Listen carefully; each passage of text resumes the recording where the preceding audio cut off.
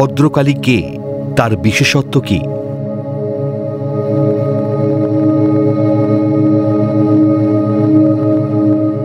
সৃষ্টির অনাদি অনন্তকালকে সুশৃঙ্খলভাবে ধারণ করে যিনি পরিচালনা করেন তিনি হলেন মহামায়া। মহামায়ার ক্রোধী পরিবর্তিত রূপই হল কালী। মা কালীর সৃষ্টি নিয়ে একাধিক পৌরাণিক কাহিনী প্রচলিত আছে। দেবী দুর্গা যখন চণ্ড ও মুণ্ড নামক দুই অসুরকে পরাজিত করতে গিয়েছিলেন তখন তিনি ভীষণ ক্রোধে জ্বলে উঠেছিলেন। সেই ক্রোধের বহিঃপ্রকাশ হিসেবেই তার কপাল বা তৃতীয় নেত্র থেকে জন্ম নেন এই কৃষ্ণবর্ণা দেবী, যিনি হলেন কালী।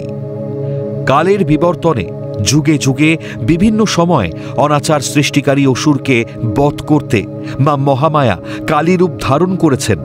যেমন দক্ষিণা কালী, কৃষ্ণকালী, সিদ্ধকালী, গুহ্যকালী, শ্রীকালী, ভদ্রকালী, চামুণ্ডা কালী, শ্মশান কালী, মহাকালী, আদ্যা কালী। আজ আলোচনা করব মা ভদ্রকালীকে নিয়ে।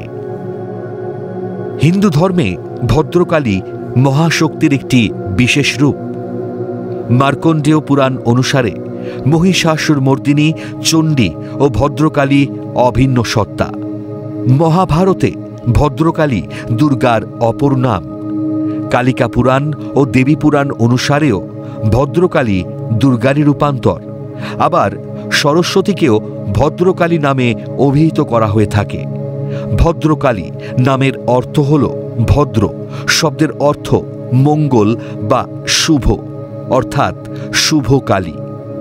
মার্কণ্ডেয় পুরাণ অনুসারে ভদ্রকালী এবং চণ্ডী অভিন্ন। এছাড়াও মহাভারত ও কালিকা পুরাণেও তাকে দুর্গারই একটি রূপ হিসেবে উল্লেখ করা হয়েছে।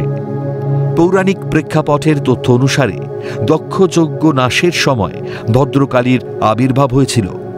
কিছু বিশ্বাস অনুযায়ী তিনি মহাকালী ও মহাকালের কন্যা এবং বীরভদ্রের সঙ্গে প্রজাপতি দক্ষকে হত্যা করতে পাঠানো হয়েছিল।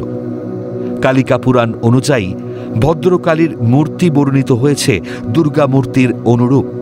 এই মূর্তি ষোড়শভুজা, অতসী পুষ্পবর্ণা, মস্তকে জটা জুট ও চন্দ্রকলা শোভিতা, কণ্ঠদেশে নাঘার ও স্বর্ণহার পরিহিতা, দক্ষিণ হস্তসমূহে শূল, চক্র, খড়গ, শঙ্খ, বাণ, শক্তি, বজ্র, দণ্ড এবং বাম হস্তসমূহে খেটক, ঢাল, ধনু, পাশ, অঙ্কুশ, ঘণ্টা, পরশু ও মুষলধারিণী। সিংহপৃষ্ঠে দণ্ডায়মান অবস্থায় বামপদে মহিষাসুরকে আক্রমণ করে তিনি তাকে শূলের দ্বারা বিদ্ধ করেছেন। ভদ্রকালী হলেন হিন্দু ধর্মের এক দেবী, যিনি মহাশক্তির একটি বিশেষ রূপ এবং কালীর একটি শুভ রূপ হিসেবে পরিচিত।